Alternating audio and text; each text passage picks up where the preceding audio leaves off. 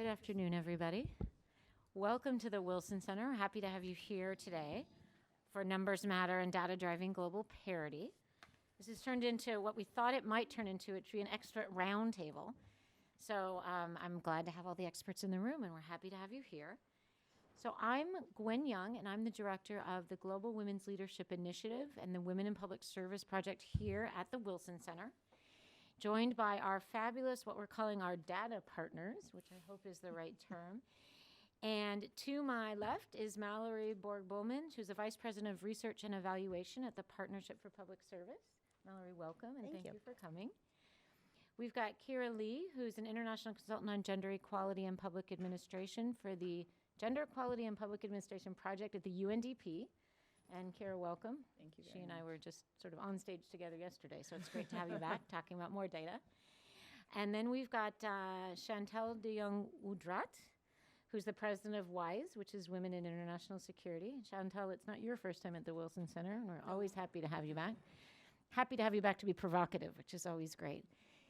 And then finally, at the end but not least, is Cynthia Terrell, who is the president of both Fair Vote and Representation 2020, and what we call our systems experts on how we get gender equality across the globe and specifically within the U.S. So welcome. Thank you. I have to do, of course, a little bit of my PR today. So this is the first phase of our data framework. So we have a simple goal in the Women in Public Service Project that we try to ensure that by 2050, 50% of government leadership positions are held by women across the globe. So we have a very ambitious goal and a very long target, but one that I'm sure that we will achieve. How we're going to do this, one of our tools is to build out this data framework. We're aiming to have a global index where we're able to look at where women are in leadership positions vis-a-vis other indicators, percentage of the workforce, education, to really give us a snapshot of where women are, where they exercise leadership and power, what the barriers are, and the notion is to drive institutional change. So we're going to have a bit of that discussion later, but I just wanted to share with you because that's the context of what we're doing. And so all of us are working together in some capacity around data collection, more around data analysis and packaging it and looking at open and transparent data for institutional change and for good governance. So if I know how to use this. So I want to just give you a sense of what it looks like on our webpage, because we do have a data portal on our webpage, which has a bunch of data from across the globe. And I want to be clear that we're looking at data across the government. So not just how many presidents or how many parliamentarians, which is a lot of what we see in the most accessible data, I would say, but public administration. Where do they sit in national security? How many mayors? Where do they sit in police forces? Where do they sit in judicial forces? So we've got a data portal that will tell you percentage of the population women in government and a whole variety of indicators. We also have this heat map. So you can scroll across when you're online that will show you sort of where women sit in government, and you can see shades of where currently there's the most in parliament. Then we also have, you can compare countries. So in this case, part of what we'll talk and feedback on is we had a capstone project that looked at leadership positions in 5 countries, the US, Canada, the UK, Sweden, and Great Britain. You can compare countries to see what they look like. What are countries of different, similar governance systems or different governance systems, what does that look like? And then finally, you can start pulling out what do all the data look like for a particular country like the UK. Right, so as you look down here, we look at, number of women in parliaments, percentage of the workforce, what does the wage gap look like? What do they look like in the civil service, which comes straight from the GEPA project at UNDP. So the notion is also, and I encourage people to go to this website, we're building this out. There are data gaps, I'll be honest. There is no comprehensive data set that say where women sit in the judiciary. So we're trying to build that up, and I'm sure people will start talking about some of these challenges. Mallory is sort of an expert in the U.S. data set, which is actually not an easy one to access, I believe, in a wide variety of ways. And so I am going to turn to you, talking about data frameworks, talking about open and transparent data. How important is that? And how important is it to gender parity in governments, but how important it is to good governance? Sure, thanks, Gwen. So I suspect you're asking me because you know that I believe that this is true. And I think, there's an old saying of what gets measured gets done. And I realized this morning I actually don't know who said that, but I do know that it's true. And I've seen the power of it. For folks who aren't familiar with the Partnership for Public Service, we have two efforts underway where we've made data easily accessible to the public. And one is our best places to work in the federal government rankings, where we have made employee feedback data from federal agencies publicly available. And what the point there has really been is to hold federal leaders accountable for the satisfaction and commitment of their workforce and how their workforce is managed. The second we've done currently with the appointments process with the administration is making sure that we're tracking in partnership with the Washington Post when appointments are being made and individuals are being confirmed. And what that has done is really change some of the discourse and really created some pressure around the speed at which those positions are being filled and whom is being put into those positions. And so I really think this is an important effort, because when you look at gender parity and trying to reach that goal of 50-50, first of all, if you don't know where you are, it's hard to know how much room you have to go, but also just the transparency of the data alone really helps drive the change. It starts the conversation and it gets that into the discourse.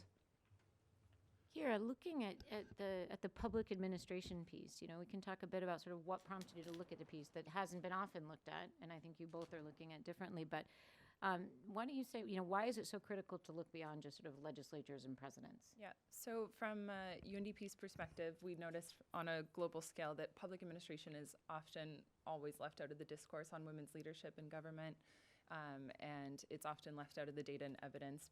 Which came first? Yeah, we don't know. But the Millennium Development Goals was another big area for push for gender equality that left out women's leadership in the discussion around women in politics and women in leadership positions. And that might be because public administration is often a gray area when we're trying to compare globally. Defining civil service, defining public administration doesn't line up across the globe. Sorry. But for us, public administration is so important, first and foremost, because it's a normative issue. It's an issue of rights for women to be represented in the public administration. But second of all, the public administration is often the single largest employer in a country. So it's also a matter of women's economic empowerment and the impact on the economy. And thirdly, we find that the influence or power of civil servants is often overlooked in the way that they can decide how policy gets implemented, what gets prioritized, and also as policymakers themselves. So when we add up all these components of the public administration, we can see that having gender balance in the civil service and how that'll impact government, but also the state-society relationship as the implementers of public policy, the physical interaction between state and society. Right. Yeah, we want to come back to that sort of delivery of public service, the perception and that interaction.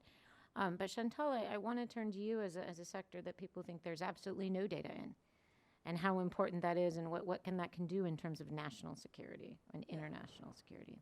So before I address your question, I really want to congratulate you on this project, because as Mallory said, it is very important to have the numbers out there. The numbers allow us to hold political leaders accountable.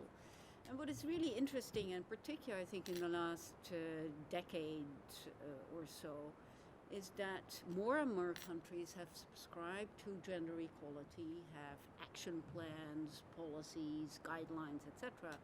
But what we've also seen is that implementation remains really difficult.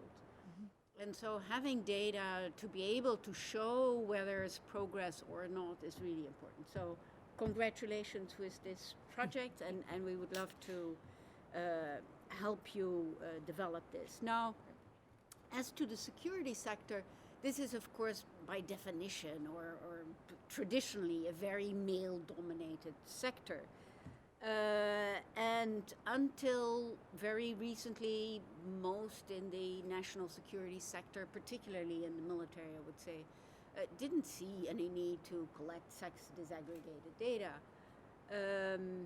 It is also a sector that by its nature is very secretive. So by its nature, it's not going to publish a lot of things about the nature of the institution. But I would argue that maybe the military is going to be one of your easiest customers. Because, and I think this is in particular because of the impetus of NATO. NATO and NATO member states and partner states have recognized that they need to have more women in their military services. With the encouragement of NATO, NATO member states and partner states have been really pushed to collect more data on not just gender balance in military forces, but also how military forces integrate gender perspectives in their operations. So I would, say that maybe the military might become your best partner, because the military is very hierarchical, and if they are given an order, they will follow that. The UN has also been much better in tracking sex disaggregated data in terms of troops and police. There's hope there, I would say. Yeah, usually I have a slide with sort of the UN peacekeepers and sort of where women stand. So at least getting that data together, it's a first step. Cynthia, sort of two questions on this, right? Because you look a bit at the system. So how important is data in talking about how people are elected? And then I think another area where you're really looking too is that local level data and how important that is down to the mayoral level versus just the top level. Yeah, I think it's very important, and I'll echo my congratulations. Seems like a great project and a fun panel, and thanks to all of you for coming. Looking forward to the conversation. I think the one of the challenges in the United States, which isn't actually true, I think, to this extent anywhere else in the world, is that we have a super decentralized government in the United States. There are, I think it's 87,000 jurisdictions in this country, and they are, I think the number, I've only seen it in one publication, 519,000 elected offices in the United States total. So that's a lot of numbers. We don't, after the 2000 election, the Election Assistance Commission was established to try to sort of rein in data and information about best practices across jurisdictions, but that has always been underfunded, and it was supposed to be a bipartisan effort, but the nominations for that panel never got through very easily. So we had the structure to centralize data gathering more and look across jurisdictions to figure out what best practices are for electing people, for voter registration drives, et cetera, et cetera. But that's now even less funded, as we can imagine why that might be. So that's a stumbling block. But what our project has done is try to look at women's representation across the states in the United States, just to get a handle on how people are doing, because I think we tend to be fed one piece of information like, oh, Colorado's doing great on women in the state legislature. That must mean Colorado's the best. But in fact, of course, the state legislature is just one component of how women are doing in Colorado. So we and we've had fun talking to Gwen about this, and others here, look at representation at the local level, meaning county and mayoral and city council, at the state legislative level, at the statewide executive level, and at the federal level, of course, and give a sort of a somewhat of a complicated or aggressive point system to each of those offices, and have come up with a graded way of looking at representation. I think that's important because it allows us to measure progress toward parity over time with a baseline that's clear, that's comprehensive, that allows you to really understand what states are doing well. New Hampshire is the only state in the nation with an A, for example. Washington State is the only state in the nation that gets a B. And so then we can look at those states and see about other data. What's the pay rate? What's the number of what's the district magnitude? What are all the things going on? So I think that's super important to get a handle on the data, and why it's, I think, particularly important at the local level, because in all of those jurisdictions, decisions are being made, as other panelists have said, that really impact women's lives, that impact everybody's lives. And if we ignore the school board and the sheriff and the judicial appointments and elections and all those other things, we're ignoring a huge sector of where policies get made that impact women's lives. And then, of course, women have a lot of other responsibilities, not just here, but around the world. And so if we don't have a good crop of women who've run for school board and county council and so forth, they're less likely then to be chosen as speakers and leadership positions in the state legislature and on up. So anyway, long answer, but I could say more, shockingly. Shocking. No, but it's interesting too, because one of the questions that always comes out in panels like this is sort of, how do you make the case, right? Or why does it matter? And part of it's delivery in public services, part of it is creativity or GDP growth. You know, the McKinsey report coming out to say if women are employed equally as men, you've got an extra 28 trillion to global GDP. So, you know, and then in the tech sector, they're showing that if women are at the top tables, you get more creative design. So I think all of us at this end of the table know why that is. I think wanted to just look, get into some of the data just a bit. And, we're looking at, when we looked at these particular 5 countries, which again were the UK, the US, Canada, Sweden, and Germany. Thank you. Yes, sorry. There was a brain moment there when I was reading something on the slide. We do see some data gaps. And so we've got some of these figures on the screen. But, Chantal, I'll start with you this time. We've got some figures saying active state-level police personnel was lower than 22%. We've got the average female military forces participation was only 13.5% in 2015, with only sort of 4.1% of female heads in Defense Department historically. Interestingly, these are very low figures. I'll be controversial, but at the same time in the U.S. Congress, the percentage of women is only at about 19.4. So what do these figures look like to you? Yeah, they're way too low. So in the military, That was a hard question. and we're far from parity. In the military, in NATO, the average is about 11%. And the highest is actually Hungary with 20% women in the military, followed by Latvia, Slovenia, Greece, and then the US. The US was about 16%. What you'll see is that a lot of the women in the military sector are in logistics or administration or medicine, health, the health sector. So there are very few, despite the fact that most countries have now lifted prohibitions on having women serve in combat positions. There are very, very few women still in that arena. And even if you look at deployed women, so women who are actually deployed in operations, that number drops to about 6%. And again, they will be, in logistics or the health sector. So I think the military has realized that this is a number that is too low. The military has realized that for its future force, it needs a more diverse force. First of all, also because the supply of men is not enough. And second, because it has realized that given the changed nature of war, you need a diverse fighting force. And so I think the military is realizing this and is little by little adapting its family policies, its equipment. But the big thing is, of course, the culture. Culture of the military, it's, again, very male dominant. And I would argue also that it's not just men who see it that way, it's also women who have internalized this patriarchal notion that men are there to fight and women are there to care. So there's also something of a culture change that has to happen on the female side. But I think ultimately the military will change.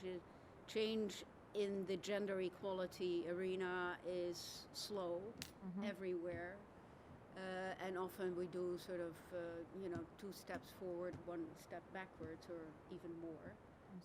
But overall, I would say we're progressing little by little. Yeah, we know it's just as much a sort of socio-cultural norm change as it is.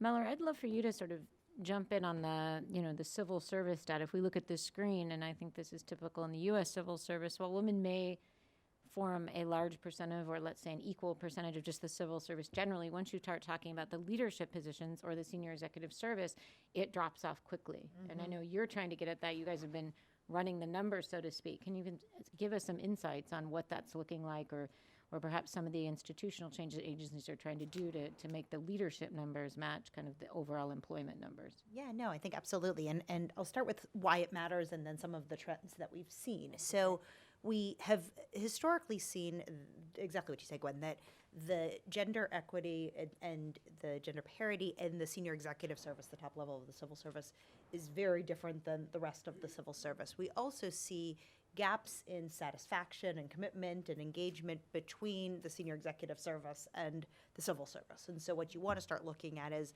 why is the leadership more happy than, or it's not really about happiness, about more engaged than the rest of the workforce? And you start looking at various indicators. One being, how does the population of the senior executive service match or not match the rest of the workforce? And exactly what you said is true. You end up with a lack of gender parity. You end up with a lack of socio-cultural, and ethnic diversity at the upper levels. When you do compare it to the private sector, this is actually an area where the public sector does a little bit better. I don't have the numbers in front of me, but we did a report with McKinsey last year looking at the state of the senior executive service, and we looked at the numbers specifically looking at both, racial ethnic diversity as well as gender diversity, and this was a place where the public sector was actually doing a little bit better. That being said, there's still some room to go, and some agencies have done better than others in terms of creating some of the cultural changes that we've talked about here, both creating mentorship programs and leadership programs within agencies for women, as well as making sure that it's a climate in which women are set up for success as well as men. So you had also asked about our tracking of this type of information. As I mentioned, we do track it with the senior executive service. We also, as part of our appointments data, have tracked the gender breakdown of the appointments that are coming in from the current administration. And part of our thinking there was, it's not just about filling seats, it's about the quality of filling the seats. And obviously that has a variety of variables associated with it, but one of them is looking at diversity, and that's maybe an easier one in some ways to quantify. And so that's part of the reason when we started measuring the filling of the presidential appointments that we included that as a variable. Oh, that's fabulous. Kira, I'm gonna let you jump in on that too, in a bit about sort of the difficulty of tracking, and there's sort of the OECD countries versus the non-OECD, but there's also the notion there's diversity, there's age, which is something you guys have been trying to look at. Do you want to make a few comments on what that looks like in the world? Yeah. Just, in 2 bullet points. Just sum it up for us. Across the world. Across the world. Pick and Yeah, choose. no, I mean, from the UNDP perspective, there's certain numbers that matter, of course. Overall representation, like Mallory's talking about, but we have to go beyond that to really understand what's going on in the civil service. So looking at the decision-making positions where women are in the civil service. But even going further beyond that, where exactly in the branches of the public administration or civil service we're talking about the glass walls issue. So it's one thing for women to be head of department or agency in an underfunded or undercapacitated Ministry of Women's Affairs, and it's one thing to be a senior executive in a Ministry of Planning or Foreign Affairs or Finance. So really trying to understand where they are, the glass walls, and this is getting to the influence that public servants have in these positions. But even going further a step from that, there's these intersecting forms of discrimination that women and other civil servants face that go beyond sex. So age disaggregated data is immensely important. Ethnic data, depending country specific, relevance matters. We're starting to look a little bit into sexual orientation and what kind of barriers you might face in trying to hold public office. So all of these things matter in trying to understand the exact barriers that civil servants are trying to face, or that are facing, particularly for women. Yeah. And it's interesting, too, to jump in on that. Every year we look at the Federal Employee Viewpoint Survey, which is a survey that's administered to about 400,000 civil servants in the U.S. And one of the interesting parts is they have demographic data at the end. And what's interesting there a lot of times is what's not reported. The percent of respondents who feel comfortable reporting any demographic data is very, very low, and tends to be those who are less, you know, satisfied with their workforce. So I think even, you know, as far as we've come and the data, you know, the numbers have gone up, I think there's still some stigma and still some hesitancy around even providing those data. Absolutely. And then even from a global perspective, we have the Sustainable Development Goals now that are trying to target this very disaggregated data along these lines.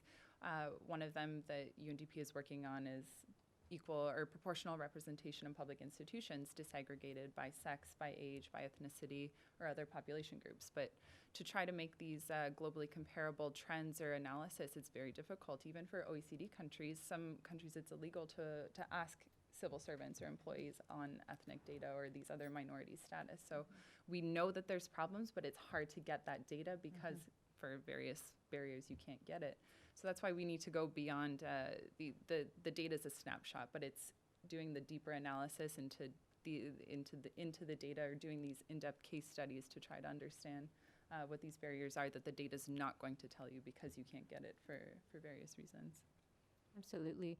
And I want to come back to that in a second. I wanted Cynthia be sort of provocative for a second, diversity from a different angle as you're looking at it from, you know, how many, you know, the women that are in Congress, the percentage that come from each party, right? The notion of also, we were talking earlier about sort of how the system will set up that despite a particular state may look Democratic, the two people on the ballot are going to be Republican. Does that reflect? Why don't you talk a little bit about, you know, how that data, the diversity, but how the system, whether it's proportional representation or something, can affect that?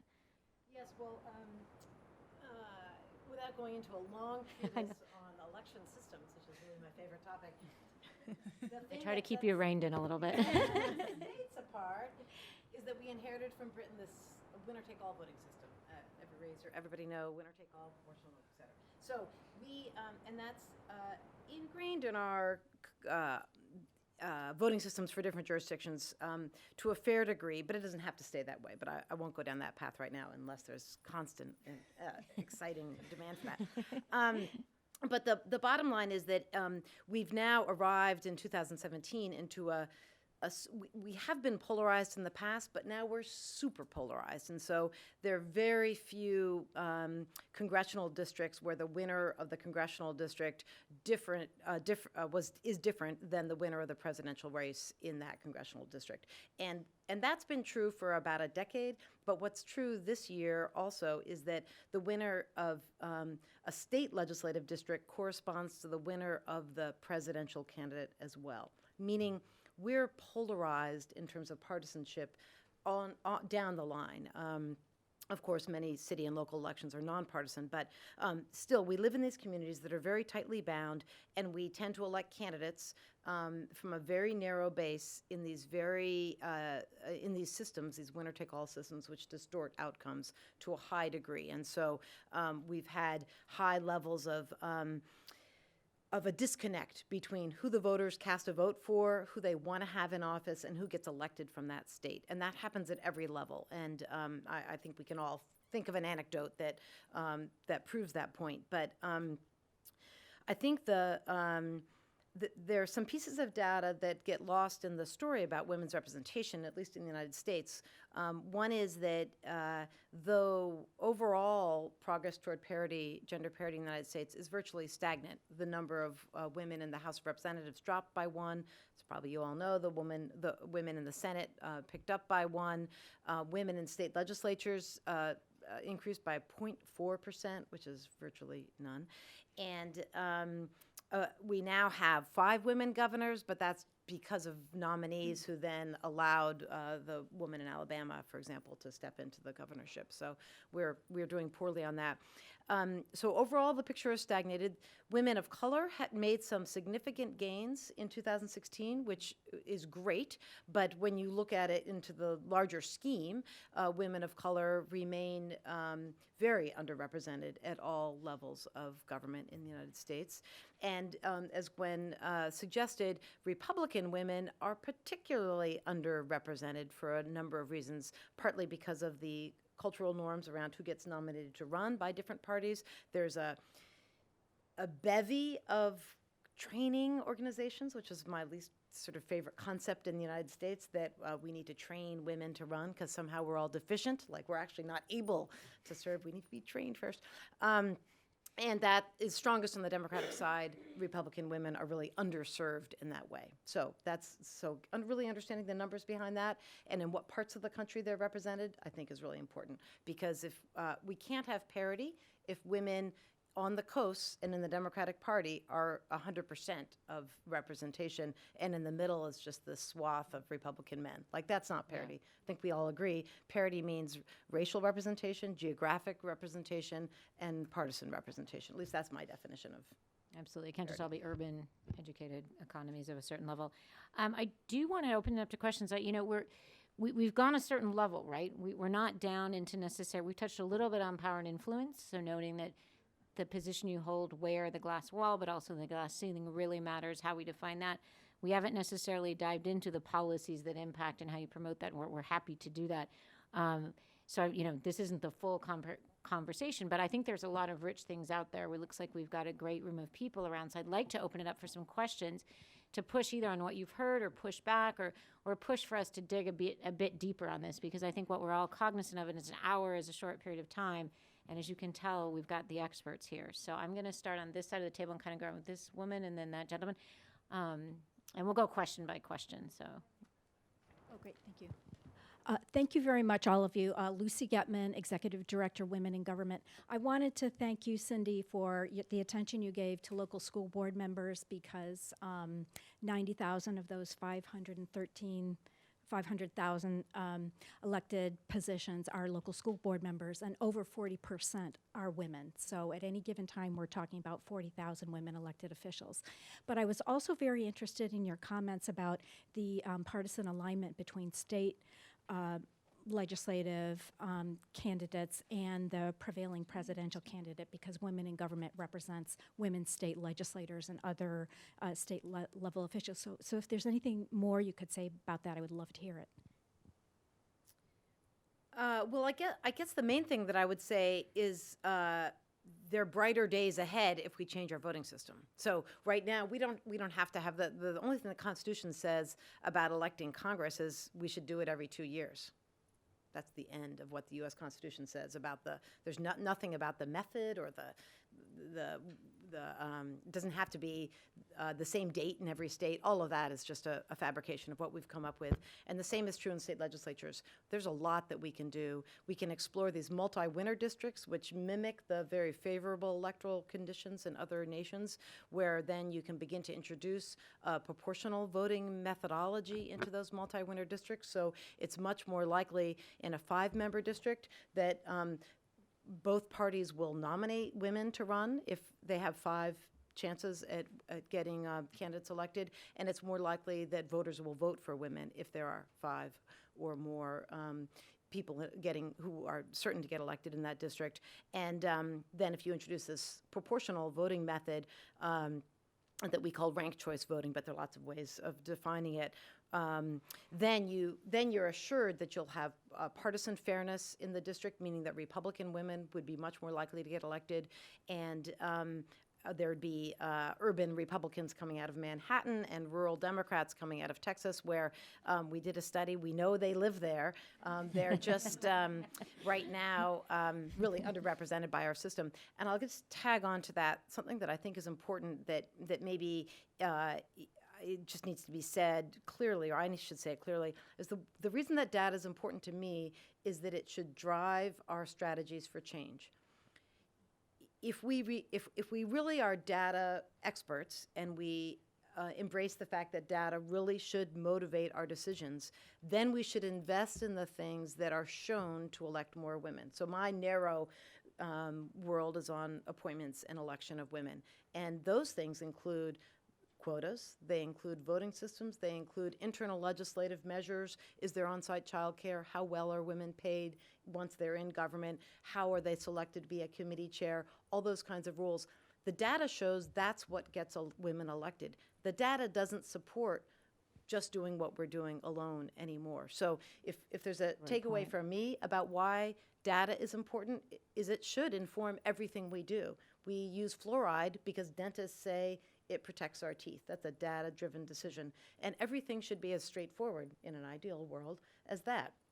We test something, we see models that work, then we pursue those models, and we pivot away from the things that are not effective.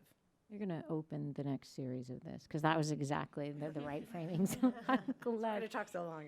I think we've got the gentleman here had a question. Yes, thank you. I think it's a very rich debate, but my main question in regards of the women in the political participation in the United States and what is really missing to wait from 1776 to 2016 to see finally a woman in the like the general election. And it seems to me that the day Hillary Clinton got nominated at the DNC in Philadelphia, everything stopped that day.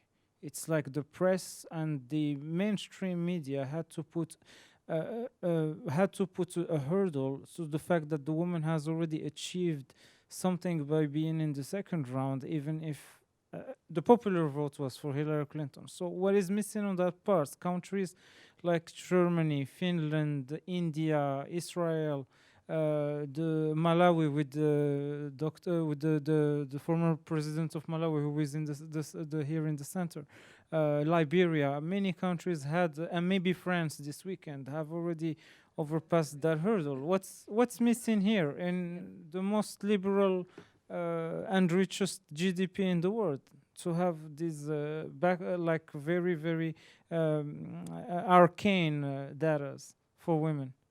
Thanks. I think, that's the $1,000,000 question, right? But I think maybe, and to help frame it, I know, Cynthia, you have some thoughts on that, I think. So why don't you start? But we can talk about, and part of it, I think, is related to what you said about sort of the system, right? And so maybe you want to make a few comments on that. Yeah, I'll be super brief because I'm aware that we want to get other questions in. But we are the only nation in the world with an electoral college.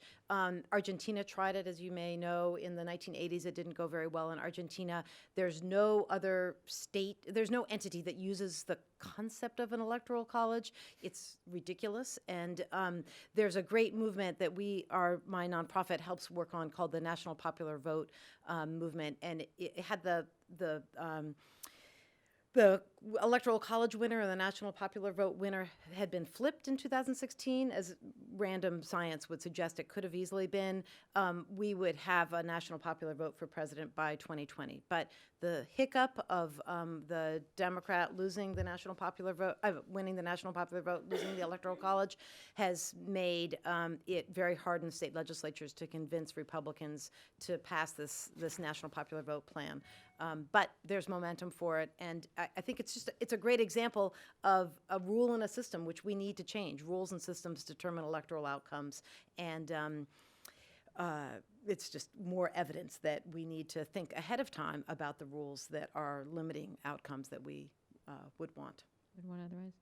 Mallory, do you have, not to put you on the hot spot, but hot seat, I guess would be the phrase. Do you have thoughts on sort of from where you guys sit on some of the research or perceptions, perhaps? I'm not real sure.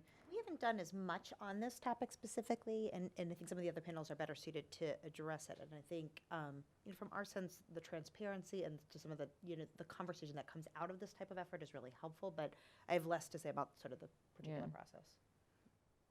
Did you want to, you look like you were going to. Go ahead. I'll just say super quickly, I think it's also fascinating about the questions that we frame, and we need to be in charge of the research that happens. This is why it's great that all of you are framing these questions. We shouldn't ask ever whether a woman is likable or not, whether she looks the right way. Like, we need to... She's strong enough to be, or whatever. We need to just shut that down. We need to ask different questions, and we're responsible for making sure, responsible for informing the media about the questions to ask. What was your experience as the Secretary of State? What was your experience as a U.S. Senator? What was your experience as an administrator?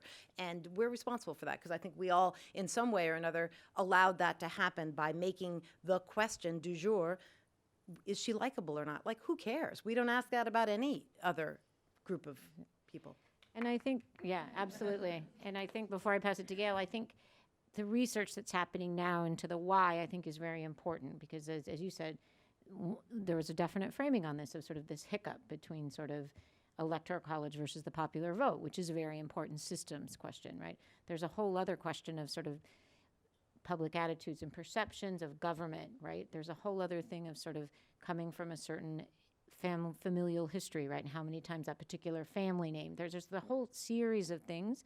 And then there's sort of the gender factor. So I think there's a lot in it. So I think how we frame it, how we ask those questions, how the media, how everyone else asks those questions is very important. And I think it will help form the next time and figure out sort of why this is happening. Gail.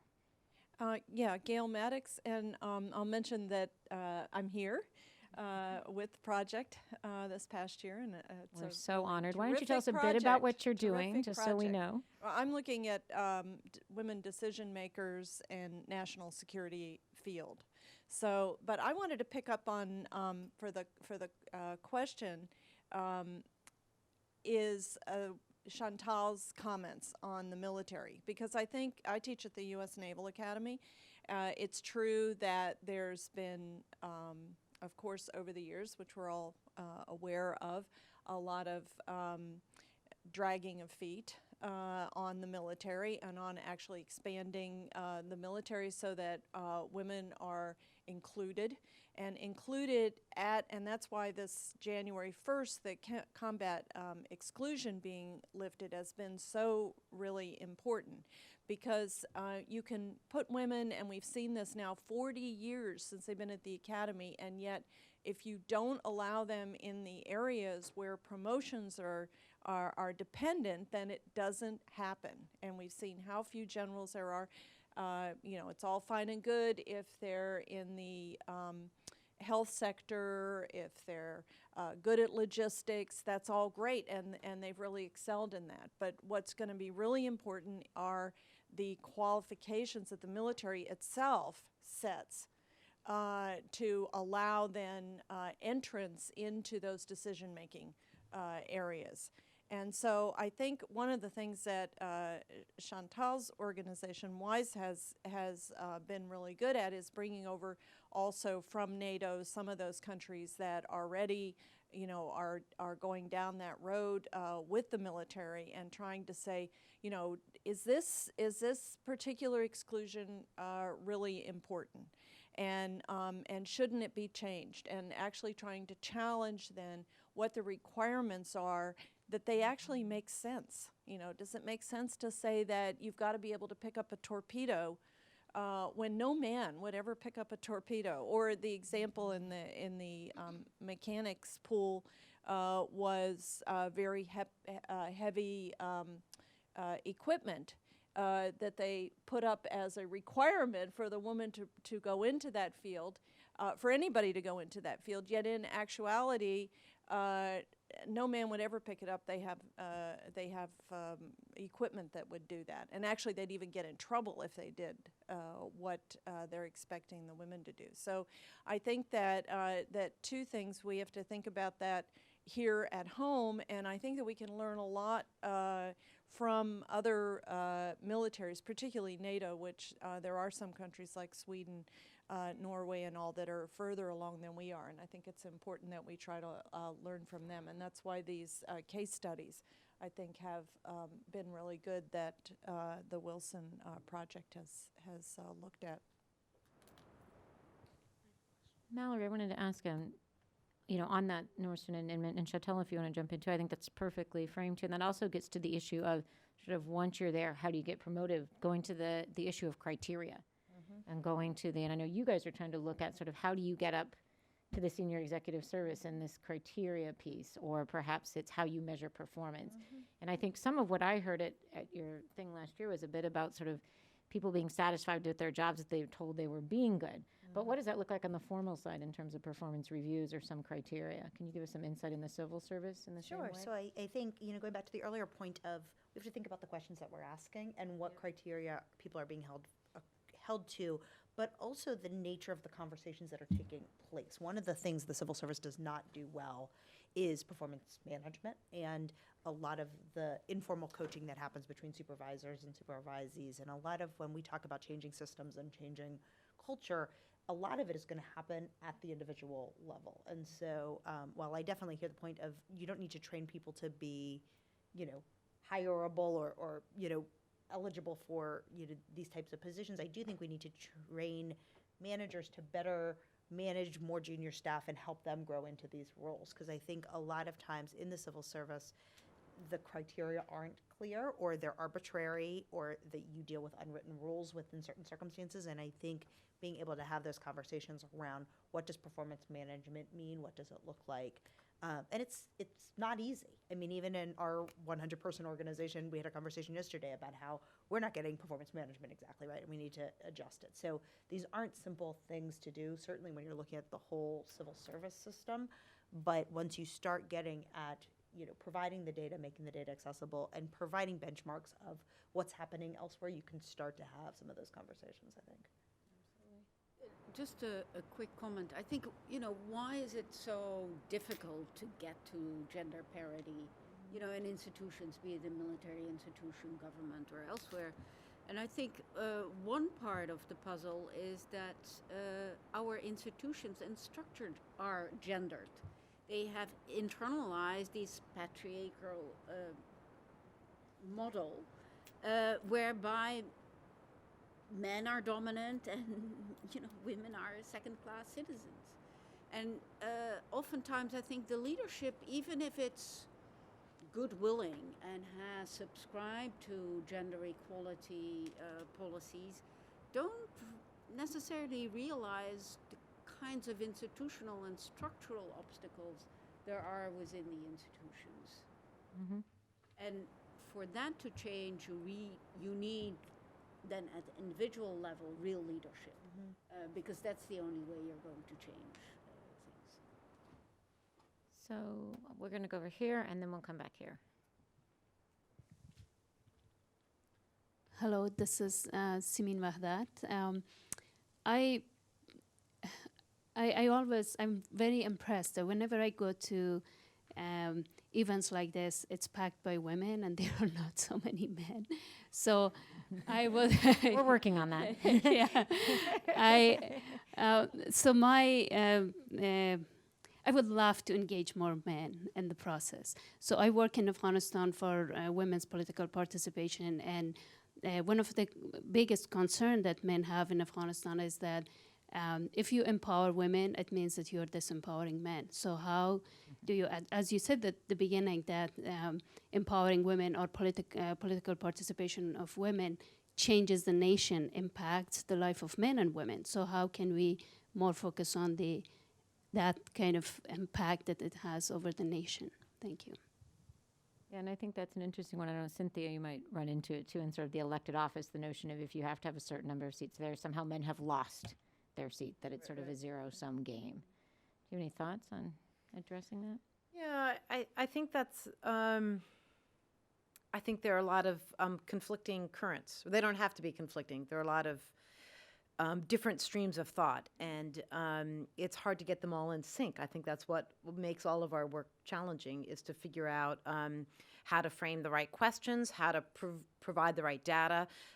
As an example, in the private sector, I'm sure many of us are all familiar with the studies about when women are on corporate boards, the companies then become more profitable. So that seems to be a message where the criteria we're evaluating is profitability. So we may or may not think Return on that's investment, that's- profitability. Yeah, maybe that's the wrong thing, but at least that's an interesting thing to say. And then how can we convey that to other sectors? Like, are there ways that we can discuss the kind of outputs that we value in a legislative body? Like, are we more able to produce legislation and policy that reflects the interests and the needs of the people, which then therefore translates into government being better respected by the people, so therefore maybe either people want to serve in the military or pay their taxes or whatever that is? Like, how can we construct conversations around the impact of everybody's voice being heard, essentially, that make it a win-win for everybody? And I think it's challenging because all those different examples I just mentioned have different measuring sticks, as it were. But I think we have to work on that. We need to, the Congress now, for example, has a popularity rating of, I think, about 9%. So though everybody loves their own member because they get reelected time and time again, But figuring members in Congress want to be popular. How do we make government reflect and work for people? And I think that's a challenge in every country. It's like we were talking about in the civil service example of, measuring people's perceptions of the goods and services that they're receiving from the government, to identify who receives and use those services, building back into confidence in your government, support for your people. We were at a meeting in Geneva with women coming from all sectors of government in 24 different countries. And the executive group, so the sort of presidential group or top levelers, were like, is it the confidence in the government that's important? Is it the confidence in the individual that's important? And so I think that depends on where you sit. And so I think framing it to the benefit of how people look at government and use the services in that relationship is incredibly important. I think we had one last question over here. Thanks. I'm Molly Zapata at the Center for Prevention of Genocide at the Holocaust Museum. And I think this is a really interesting project, and I was wondering if you could speak more to what the ultimate vision is for this data set. I think these 5 case studies are a great starting point, and I'm wondering, are you going to expand it to other countries? And then do you have plans, or what are your plans for regularly updating that information? Because this is the kind of thing that I would want to use as an input rather than these numbers being kind of a final output. That's great. So you're one of our stakeholders of why. I mean, the ultimate vision is to cover all of the countries, right? And so to build this out for an annual publication and an annual data set. Now, I don't want to go into it, but you probably know as well, sort of getting this kind of data on an annual basis is not always going to be possible in every country. I'm looking at Kira, thinking about the civil service globally. But the idea is to update this annually for it to cover all countries. We want to come out to where it looks like an index. And not an index that'll rank countries. So if you've seen something like the Mo Ibrahim Governance Index, right, where you're ranking where you stand, or the World Economic Forum, but one that will compare countries and make it at least where it can be comparable. Because as we've been talking about before, part of this is being able to look at this data over time. And part of it is getting sort of the right indicators in there, but it will be also potentially looking at scorecards. So what does a government look like? Because as somebody pointed out, it's not just sort of where women sit in government. What do the other factors in your country look like? What's your workforce? What's your education rate? What do your maternal policies look like? What do your healthcare policies look like? And really figuring out holistically what that looks like in society. So that's the ultimate aim. So that's where we're trying to get. So we're trying to build out as many partnerships as possible and as many stakeholders of where this can be a usable tool so that people are actually interacting with it. So I hope that answers. And I do hate to cut it short here, but I do want to be respectful of everybody's time. I would like to thank all of our panelists for coming here today. Thank you very much for your insights. And I want to thank all of you for coming, and I want to reiterate the fact that this is an iterative process. This is one in a series, and we are very open here at the Wilson Center, and I believe I can speak for all of us on this table of talking through this and figuring this out and trying to interact and build partnerships. So we're very happy to have you today, and get out and enjoy the sun because it's gorgeous outside. Thank you.